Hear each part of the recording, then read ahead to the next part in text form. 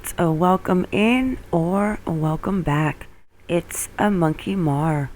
Before we get into today's video, please make sure you click the like, the subscribe, and the bell for notifications. Hey guys, welcome in. I know that I have been pushing off this live. My work schedule has been a little hectic, and I have had something going on in real life that I've been dealing with, and I just have not decided to talk about it. But I am going live tonight, guys. I promise. I've just been putting together all this information on Gabby and listening to the reports and the news conferences, the press conferences, her father, her stepfather, mom, the lawyer. But I do want to play two videos real quick, and I want to touch on a comment that I did find interesting, because it's funny that somebody had mentioned something regarding this comment, because I actually was telling a few friends that I felt the same way. So the press conference from her father, and I want to play the last press conference today with the family's message to the boyfriend's family. And I really pray that they find her soon.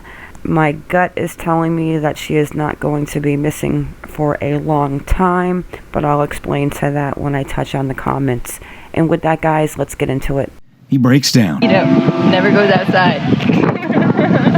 Gabby Petito's laugh and her adventurous spirit would be hard to miss, says her father, Joseph. So when he watches this video of his daughter, who has mysteriously vanished, he breaks down. It's a beautiful video. That's her dream, and she's living it. And it's awesome. And she's sharing it with a lot of people. And she wants to continue to do that. She's got places to go still, so we need to find her. Her family says Gabby kicked off her cross-country adventure with her boyfriend, Brian Laundrie, on July 2nd. They say the couple took off in their Ford van, which they had converted into a camper. Now, according to her Instagram account, the couple made their way to Colorado and Utah. Her mom says on August 24th, Gabby FaceTimed with her. She was believed to be in Grand Teton National Park in Wyoming. The last text came 6 days later. The first couple of days, I wasn't getting responses. I believed she was in a place with no service. It was like day 8 and 9 that I really became concerned. On September 11th, Gabby's parents reported her missing. My gut is that she's in trouble. She needs help. All right. She doesn't go this long without contacting, anyone. When investigators looked into Gabby's mysterious disappearance, here's how they described it to us. Someone who's been traveling and contacting family, then all of a sudden goes dark? That's obviously odd. I love the van. To add on to the mystery, police say the van was recovered in Northport, Florida. As for Gabby's boyfriend, he is not missing. Laundrie's attorney says he's advised the family not to comment, but gave us this statement. This is understandably an extremely difficult time for both the Petito family and the Laundrie family. And adding, it's our hope that the search for Miss Petito is successful and that Miss Petito is reunited with her family. To clarify, you have not talked to Brian. No, we were told not to, but last time I checked, their child was home. My child is nowhere to be found. And nor are we even able to ask questions on how that came to be. Just want to find her. It's all I care about. I have a letter that they want to send to Christopher and Rebecca Laundrie, and I'm going to read it at this time, and then I'll take limited questions. Christopher and Rebecca Laundrie, we are writing this letter to ask you to help find our daughter. We understand you are going through a difficult time, and your instinct is strong to protect your son. We ask you to put yourselves in our shoes. We haven't been able to sleep or eat, and our lives are falling apart.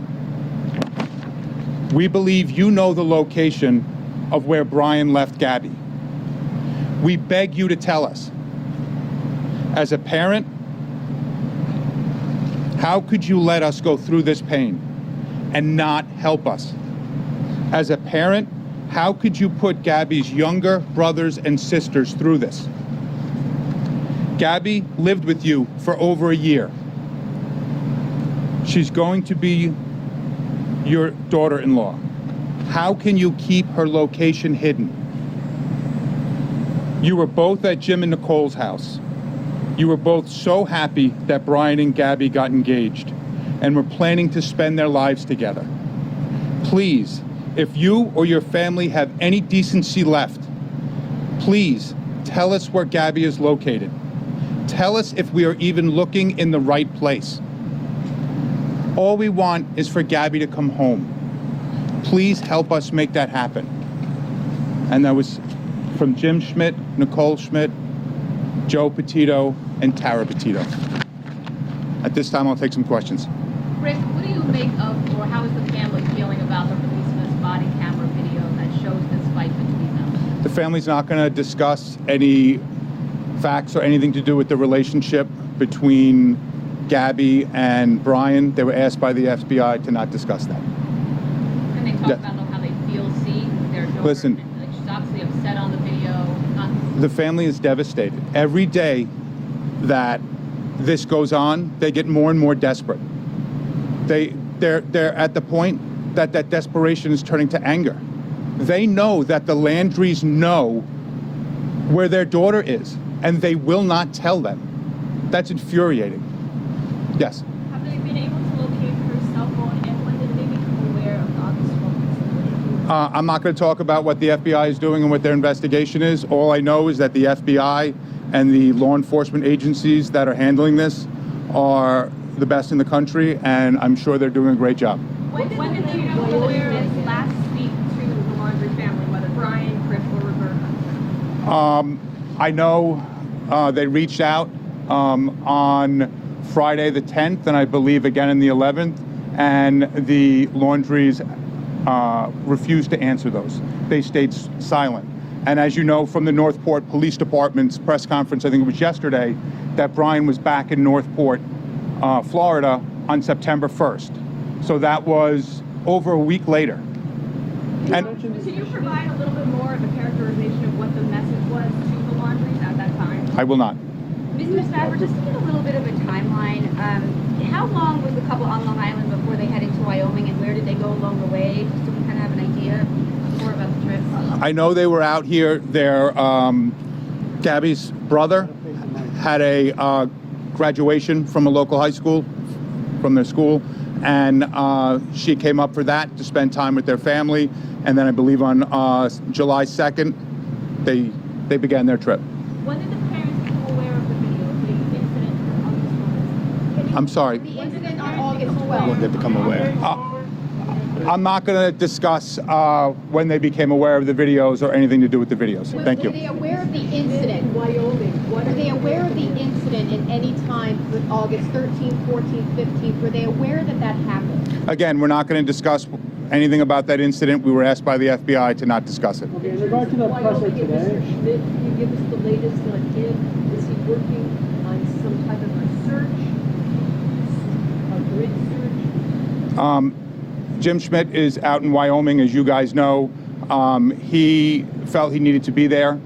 We have family in New York and in Florida, and he felt he needed to be out there to be the contact person as well as to do what he can out in Wyoming. I'm not going to get into his specifics, what he's doing, but again, the whole Petito and Schmidt family is doing everything they can to find Gabby. In regard to the Florida presser, the police chief who gave that today, he said that Landry's lawyer provided some property that they requested. Do you know anything about that? We don't know anything about that. Again, I'm not going to comment on what the police are doing. I know they're doing a great job. And I just hope everyone, again, pulls together and helps us find Gabby. And again, from what I've been seeing for the last few days, everyone is doing that, but Brian and his family. In regard to the questions they were asking about ADD, or not ADD, the mental OCD and the conditions or the disorder that she was referring to. Is there any comment on that? I'm not going to comment on that. Remember the August 30th text? Is there any other, she had implied she had received a message on August 30th. detail? Like, can we talk about that now? I'm not going to get into the content of the message. I believe that's out there. It could be, but what I will say is that the Petito and Smith family don't believe that message was sent from Gabby. And Mr. Stafford, they were engaged. We had heard kind of varying things, but according to the letter, they were at the time of, as of 2 weeks ago, were they still engaged?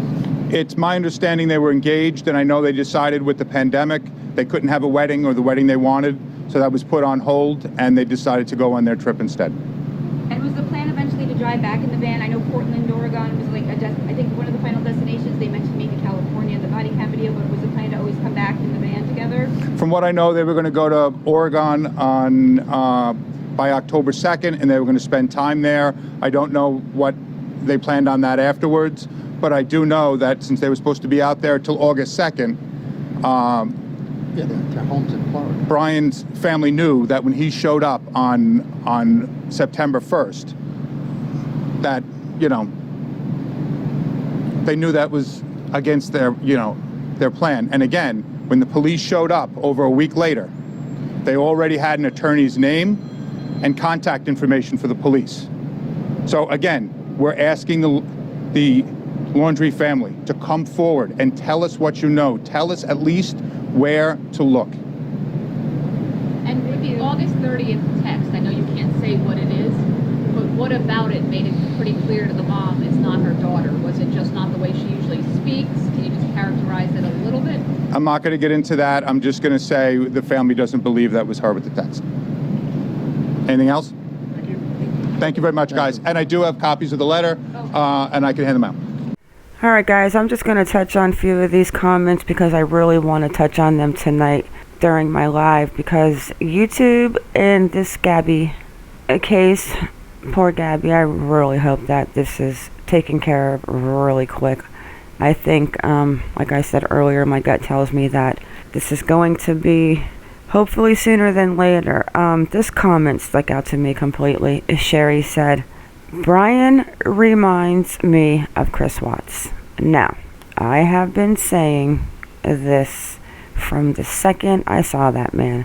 I think we should look at a few videos later with them next to each other. As she wants to be on the camera, he kind of seems like, I don't know.